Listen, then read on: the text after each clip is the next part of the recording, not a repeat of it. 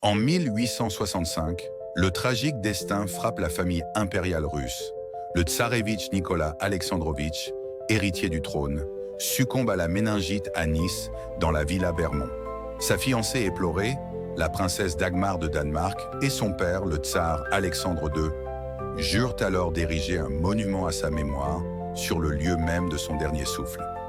Ainsi naît le projet de la somptueuse cathédrale Saint-Nicolas, joyau orthodoxe en terre française. L'architecte Mikhail Preobrajensky conçoit un chef-d'œuvre typiquement moscovite. 5 bulbes dorés étincelant sous le soleil méditerranéen, créant un contraste saisissant avec l'azur du ciel niçois.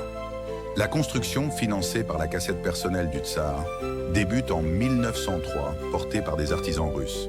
Mais l'histoire s'en mêle. La révolution russe éclate en 1917, tarissant les fonds impériaux. Par miracle, l'édifice est presque achevé.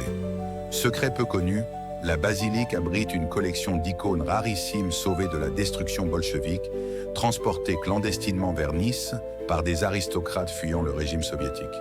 Particularité technique remarquable, les bulbes dorés reposent sur des tambours octogonaux suivant des proportions mathématiques précises dictées par la tradition orthodoxe russe, symbole des 8 âges de l'humanité. En 1987, un drame secoue la communauté. Un violent conflit d'appartenance éclate entre le patriarcat de Moscou et Constantinople. Après des années de batailles juridiques, la justice française tranche en 2011 en faveur de la Russie, redonnant à l'édifice son statut de territoire spirituel russe en plein cœur de Nice. Aujourd'hui, cette sentinelle orthodoxe aux portes de l'Occident continue de veiller sur la mémoire d'un prince disparu et témoigne d'une époque où les destins de la France et de la Russie s'entrelaçaient sur la Riviera. Pour découvrir d'autres vidéos, abonnez-vous, mettez un cœur, partagez et laissez un commentaire.